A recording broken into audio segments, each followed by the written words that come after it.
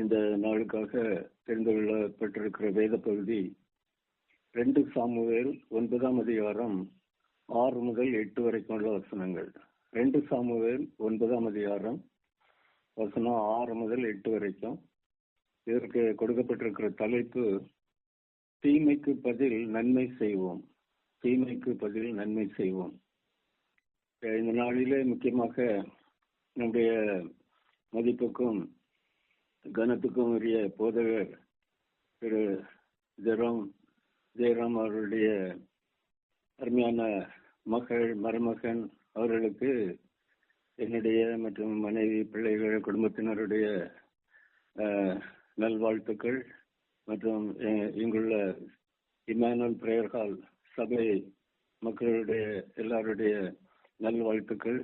அவருடைய திருமணத்திற்காகவும் அவருடைய புதிய குடும்பத்திற்காகவும் நல்வாழ்த்துக்களை கூறிக்கொள்கிறோம். கர்த்தர் அவர்களை அதிகமாக ஆசீர்வதித்து ஆபிரகாம், ஈசாக்கு, யாக்கோபு என்பவருடைய ஆசீர்வாதத்தினால் அவர்களை முடிசூட்டுவாராக.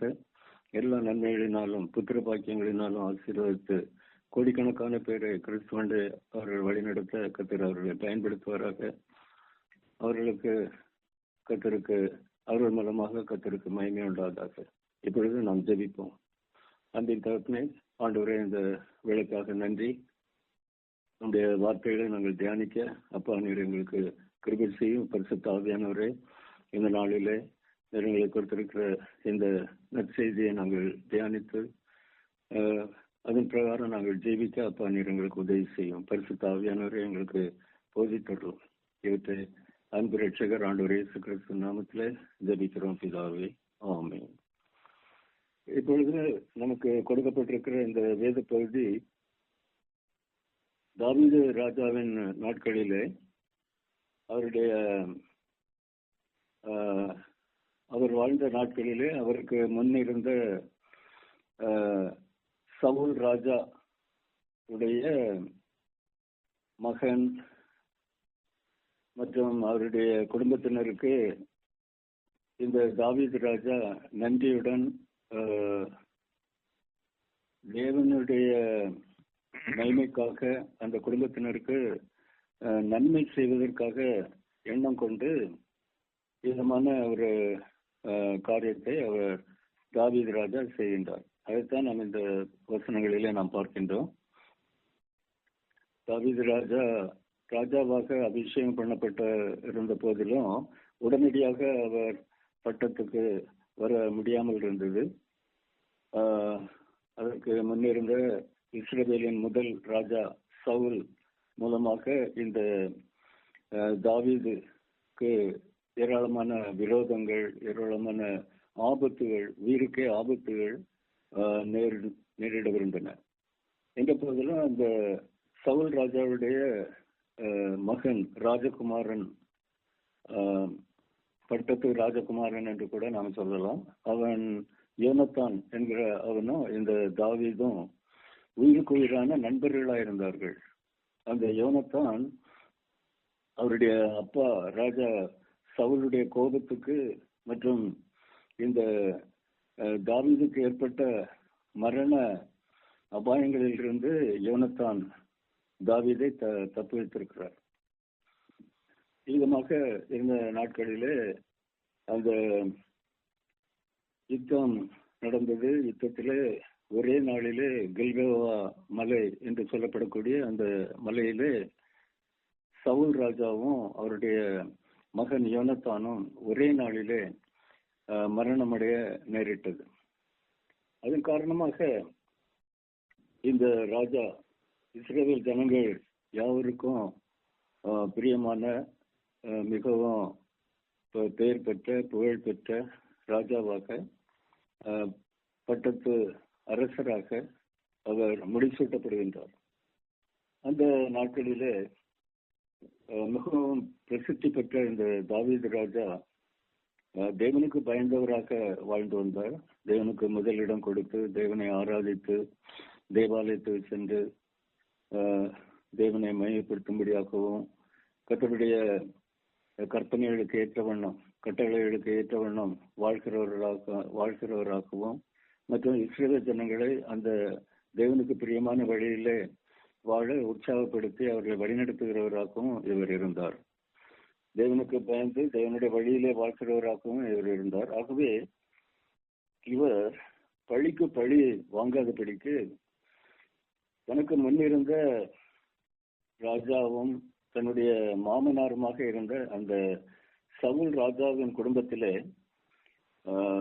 தேவனுக்கு மகிமையை கொடுக்கிறதாகவும் தன்னுடைய உயிருக்கு உயிரான நண்பன் சவுல் ராஜாவுடைய மகன் யோனத்தானுக்கு தயவு செய்யும்படியாகவும் அவர்களுடைய குடும்பத்திலே இருக்கிறவர்கள் யாராவது இருக்கிறார்களா என்று விசாரித்தார். விதமாக விசாரித்த போது அந்த தாவீது ராஜாவுக்கு உயிருக்கு உயிரா இருந்த காலம் சென்ற நண்பன் யோனத்தானுக்கு ஒரு மகன் இருக்கிறான் என்று அந்த சவுல் ராஜாவுடைய வேலைக்காரர் ஒருவர் மூலமாக சீபா என்பவரின் மூலமாக அவர் அறிந்தார். ஆகவே அந்த மகனை, யோனத்தானுடைய மகனை அவர் தன்னிடம் வரும்படியாக அவருக்கு அழைப்பு அனுப்பினார். அவரை கைது செய்து அவரை மரியாதை இல்லாத விதத்திலே அழைக்காதபடிக்கு அவரை அன்புடன் மரியாதையுடன் அவரை வரவேற்கின்றார். அந்த யோனத்தானுடைய மகனின் பெயர் மேபி போஷத். அவர் ஒரு மாற்றுத்திறனாளி. அவருடைய இரு கால்களும் நடக்க முடியாது. ஆகவே அவர் எந்த ஒரு கொண்டாட்டங்களுக்கோ இல்லை என்றால் ஒரு சிறப்பு கூட்டங்களுக்கோ பெரிய மக்கள் கூட்டங்களுக்கோ செல்லுவதற்கு அவர் மன மடிவோடு இருந்தார். அவர் அதை விரும்பவும் இல்லை. பெரிய ஜனக்கூட்டங்கள், உயர்ந்த மரியாதைக்குள்ள பெரிய அதிகாரிகள், தலைவர்கள், ராஜா அவரை ஒருபோதும் தனக்கு முன்பாக நிறுத்த விருப்பப்பட்டிருக்க மாட்டார்கள். ஆகவே அவர் தன்னை எருசலேமிலிருந்து தூரமான ஒரு இடத்திலே அவர் தன்னை வைத்துக் கொண்டார்.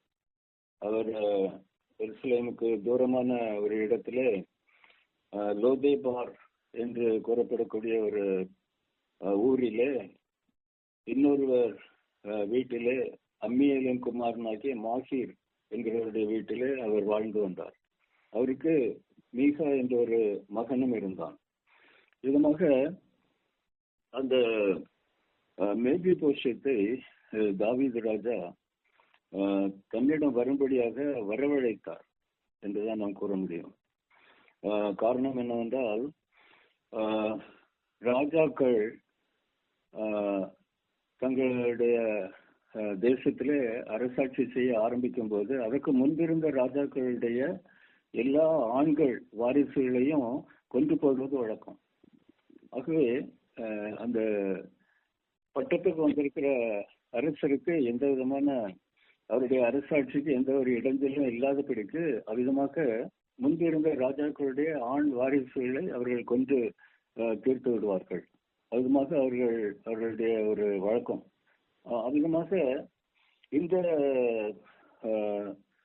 மேபி போஷத்தும் பயந்து நடுங்கி ராஜா என்ன செய்ய போறாரோ, எனக்கு என்ன சம்பவிக்க போறதோ, என்னுடைய மகன் மீகாவுக்கு என்ன சம்பவிக்க போறதோ என்று பயந்து நடுங்கி ராஜாவிடம் வருகின்றார். ராஜாவிடம் அவர் வந்ததன் பிற்பாடு அந்த 2 சாமுவேல் 9:6 விதமாக கூறப்பட்டிருக்கிறது. சவுலின் குமாரனாகிய யோனத்தானின் மகன் மேவி போசேத் தாவீதினிடத்தில் வந்தபோது முகங்குப்புற விழுந்து வணங்கினான். அப்பொழுது தாவீது மேபி போசேத் என்றான். அவன் இதோ அடியேன் என்றான். விதமாக அந்த மேபி போசேத் தன்னுடைய உயிருக்கே பயந்து, தன்னுடைய மகன் மீகாவுடைய உயிருக்கும் பயந்து என்ன நடக்க போகிறதோ என்று திகைத்தவனாக பயந்தவனாக, என்றாலும் ராஜா அவனை அழைத்திருக்கின்றார். ஆகவே அவன் ராஜாவுக்கு முன்பாக கொண்டு வரப்பட்டான். அவன் நடக்க முடியாது, அவர் ஒரு மாற்றுத்திறனாளி. என்றாலும் அவர் ராஜாவுக்கு முன்பாக வரவழைக்கப்பட்டிருந்தார். கண்ணியத்தோடும் கௌரவத்தோடும் மதிப்போடும் அவர் ராஜாவினாலே தனிப்பட்ட முறையிலே பெயர் அளவிலே அவர் அழைக்கப்பட்டிருந்தார், ராஜாவுக்கு முன்பாக ஆஜராகும்படியாக. ஆகவே அந்த மேல்போசேத்து மிகவும் பயப்பட்டு ராஜாவுக்கு முன்பாக முகங்குப்புற விழுந்து அவரை வணங்குகின்றார். அப்பொழுது தாவீது ராஜா மேல்போசேத்துக்கு அவருடைய பெயரை சொல்லி அவரை கூப்பிடுகின்றார். ஒருவேளை அது முதலாவது முறையாக இருக்கலாம். இப்பொழுதுதான் அந்த மேல்போசேத்தை அவர் பார்க்கின்றார். தன்னுடைய உயிருக்கு உயிரான நண்பர் யோனத்தானுடைய முக சாயல் அந்த மேல்போசேத்துடைய முகத்தில் இருந்திருக்கலாம். அவருடைய ஒரு விபத்து நிமித்தமாக அந்த இரு கால்களும் அவருக்கு முடமாக்கப்பட்டு அவர் சின்ன பிராயத்திலிருந்து இந்த பெரிய முதிர் வயது வரைக்கும், இந்த வாலிப வயசு வரைக்கும் அவர் நடக்க முடியாமல் இருந்திருக்கின்றார். ஒரு மாற்றுத்திறனாளியாக அவர் வாழ வேண்டிய ஒரு நிர்பந்த சூழ்நிலை அவருடைய வாழ்க்கையில ஏற்பட்டது. இருந்தாலும் இந்த தாவீது ராஜா அவரை கண்ணியப்படுத்துகின்றார்.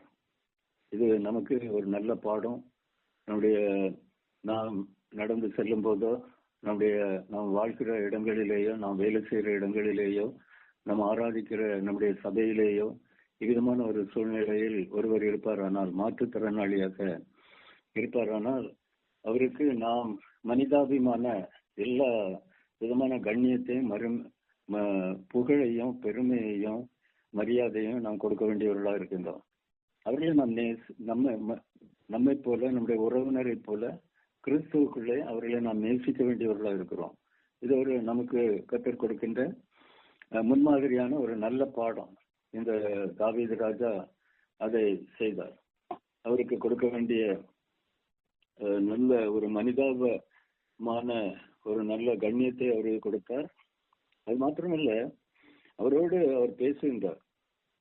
இந்த 7வது வசனத்திலே, 2 சாமுவேல் 9:7 தாவீது அவனை பார்த்து, நீ பயப்படாதே, உன் தகப்பனாகிய யோனத்தான் நிமித்தம் நான் நிச்சயமாய் உனக்கு தயவு செய்து உன் தகப்பனாகிய சவுலின் நிலங்களை எல்லாம் உனக்கு திரும்ப கொடுப்பேன், நீ என் பந்தியில் நித்தம் அப்பம் புசிப்பாய் என்றான். பாருங்க, எவ்வளவு கௌரவமான ஒரு உயர்வு, ஒரு ப்ரொமோஷன் இந்த மாற்றுத்திறனாளியான இந்த மேல்போசேத்துக்கு கிடைக்கின்றது. அவர் எதிர்பார்த்திருக்கவே மாட்டார். அவர் தன்னுடைய உயிருக்காக அவர் அஞ்சி பயந்து எதிர்பாராத ஒரு சூழ்நிலைக்கு கொண்டு நிறுத்தப்பட்டிருக்கின்றார். ராஜ கட்டளை. ஆகவே தாவீதுக்கு முன்பாக அவர் ஆஜராயிருக்கின்றார். தாவீது ராஜா அவருக்கு பெரிய ஒரு ப்ரமோஷன் கொடுக்கின்றார். தன்னுடைய ராஜ அரண்மனையிலே ராஜகுமாரர்கள், மந்திரிகள் ராஜ மேஜையிலே உணவருந்தும் போது அவர்களோடு ஒருவராக விசேஷித்த விருந்தினராக தாவீது ராஜாவின் உயிருக்கு உயிரான நண்பர் யோனத்தானுடைய மகனாக, ஒரு ராஜகுமாரனாக அவரோடு விருந்து அனுபவிக்க அவர் அழைக்கப்பட்டிருக்கின்றார். ஒரு விருந்துக்கல்ல, தினமும் அவருடைய காலை உணவு, மதிய உணவு, இரவு உணவு அனைத்து ராஜாவோடு உணவருந்த அவர் அன்போடும் மரியாதையோடும் கண்ணியத்தோடும் அழைக்கப்பட்டு அதற்காக அவர் அங்கு நியமிக்கப்பட்டிருக்கின்றார். அவரிடம் மேல்போசேத் எந்த ஒரு விலை கொடுக்க வேண்டியதில்லை, ஃபீஸ் அடைக்க வேண்டியதில்லை, டாக்ஸ் கொடுக்க வேண்டியதில்லை, சாப்பாட்டுக்கு காசு அவர் கொடுக்க வேண்டியதில்லை.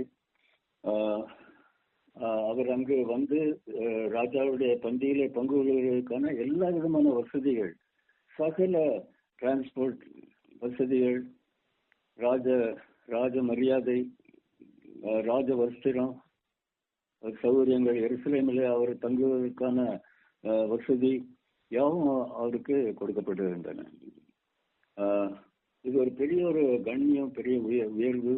அந்த மாற்றுத்திறனாளியாக்கிய ராஜாவின் உயிருக்கு உயிரான நண்பர் காலம் சென்ற யோனத்தான் அவரின் நிமித்தமாக தேவனுக்கு மகிமையாக இந்த பெரிய ஒரு சிறப்பு உயர்வு, பதவி உயர்வு அந்த யோனத்தானுக்கு தாவீது ராஜா கொடுக்கின்றார்.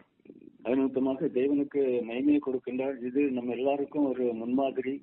நாம் எவ்விதமாக நம்முடைய காலம் சென்ற, நம்மை நேசிக்காத, நம்மை விரோதித்த, நம்முடைய ஒருவேளை நம்முடைய உயிருக்கே ஆபத்தை கொடுக்கிற விதத்திலே நடந்து கொண்ட, இல்லைன்றால் நம்மை அவமதித்த, நமக்கு ஏளனங்களையும் பரியாசங்களையும் மற்றும் நஷ்டங்களையும் ஏற்படுத்திய நம்முடைய பழைய நண்பர்கள், நம்முடைய உறவினர்கள், நம்மோடு வேலை செய்தவர்கள், அவர்களுக்கு முன்பாக ஆண்டவர் இயேசு கிறிஸ்துவின் பிள்ளைகளாக நாம் எவ்விதமாக நடந்து கொள்கின்றோம், எவ்விதமாக நாம் அவர்களுக்கு பரோபகாரம் செய்கின்றோம், அவர்களுக்கு நாம் தீமைக்கு தீமை செய்கின்றோமா, பழிவாங்கும் சிந்தையுள்ளவர்களாக காணப்படுகின்றோமா, கசப்பு, வெறுப்பு, இன்னும் எத்தனையோ விதமான தீமையான எண்ணங்களை உடையவர்களாக நாம் காணப்படுகின்றோமா, இல்லை என்றால் அவர்களுக்கு நமக்கு நேரிட்டது போல அவர்களுக்கும் நேரிட வேண்டும் என்ற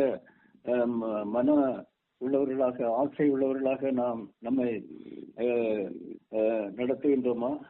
இல்லை என்றால் வசனம் சொல்லுகிறது போல, கர்த்தர் சொல்லுகிறது போல, பழி வாங்குதல் எனக்குரியது என்று சொல்லுகிறவனமாக நாம் அதை கர்த்தரிடம் ஒப்புவித்து அவ்விதமானவர்களுடைய உறவினர்களையும் அவர்களையும் அவ்விதமாக நடந்து கொண்டவர்களோடும் நாம அன்போடும் மரியாதையோடும் கண்ணியத்தோடும் இயேசு கிறிஸ்துவின் நாமத்திற்காக நாம் நடந்து கொள்கின்றோமா என்கிறதை நாம் சீர்தூக்கி பார்க்க வேண்டியது இருக்கிறது. ஏனென்றால் மனிதனுக்கும் எந்த விதமான விரோதமும் கிடையாது. மனிதனை உபயோகிக்கிற பிசாசானவனோடு தான் நம்முடைய எதிர்ப்பு, நம்முடைய யுத்தம், நம்முடைய விரோதம்.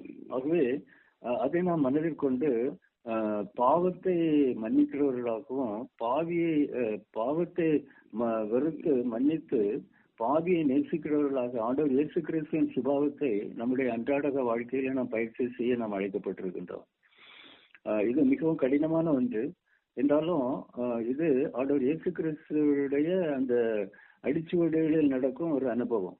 ஆகவே இந்த 9ஆம் வசனத்துல என்ன கூறுகின்றார் என்றால் 2 சாமுவேல் 9ஆம் அதிகாரம் 8ஆம் வசனத்திலே, அப்பொழுது அவன் வணங்கி, செத்த நாயை போல் இருக்கிற என்னை நீர் நோக்கி பார்க்கிறதற்கு உமது அடியான் எம்மாத்திரம் என்றான். அந்த மேல்போசேத் இதை அவன் பெரிய ஒரு சாட்சியமாக கருதினாலும் கூட எதிர்பார்த்திராத பெரிய ஒரு உயர்ந்த பெரிய ஒரு கௌரவம், ஒரு பெரிய ஒரு கண்ணியம் அவருக்கு கிடைத்ததை நினைத்து அவர் மகிழ்ச்சி அடைந்து அதிர்ச்சி அடைந்து ராஜாவுக்கு, ராஜாவே, விதமான செத்த நாயை போல் இருக்கிற தன்னை ஒன்றும் இல்லாத நிலைமையிலே தன்னை தாழ்த்துகின்றார். தன்னுடைய நிலைமை, தன்னுடைய மாற்றுத்திறனாளியாக இருக்கிற அந்த ஒரு நிலைமை, சூழ்நிலை, சரீர பலகீனம் என்ற போதிலும் இந்த பெரிய அந்த ராஜ்யத்துக்கு, இஸ்ரவேல் தேசத்துக்கே ராஜாவாக இருக்கிற அந்த தேசத்துக்கு 1வது பிரஜையாக இருக்கிற ஃபர்ஸ்ட் சிட்டிசன் என்று சொல்லப்படக்கூடிய அந்த ராஜா என்னை, எந்த உபயோகமும் இல்லாத என்னை தன்னை ஒரு செத்த நாய்க்கு ஒப்பிடுகின்றார். அவ்வளவு தன்னை தாழ்த்தி அந்த ராஜாவிடம் கூறுகின்றார், உமது அடியான் எம்மாத்திரம் என்கிறார். இது எனக்கு எந்த தகுதியும் இல்லை ராஜாவே, நான் இதற்கு எந்த உழைப்பும் செய்யவில்லை, எந்த ஒரு காரியத்தையும் நான் உமக்கு செய்யவில்லை, இதனால் உமக்கு எந்த ஒரு பரிகாரமும் செய்ய முடியாது, என்னால் உமக்கு எந்த ஒரு நன்மையும் ஆக முடியாது, உதவியும் ஆக முடியாது என்றாலும் கூட நஷ்டங்களை ஏற்றுக்கொண்டு என்னுடைய அப்பா, என்னுடைய தாத்தா, அவங்களுடைய நிலங்களையும் எனக்கு தந்து, என்னுடைய குடும்பத்திற்கு தந்து, என்னையும் உங்களுடைய பந்தியிலே சாப்பிடும்படியான ஒரு பெரிய ஒரு உயர்வை என்னுடைய வாழ்க்கையில் என்னை தந்திருக்கிறீர்கள், நான் இதற்கு எம்மாத்திரம் என்று தன்னுடைய அந்த நிலைமையை அவர் புரிந்து கொண்டு ராஜாவிடம் அதை கூறுகின்றார்.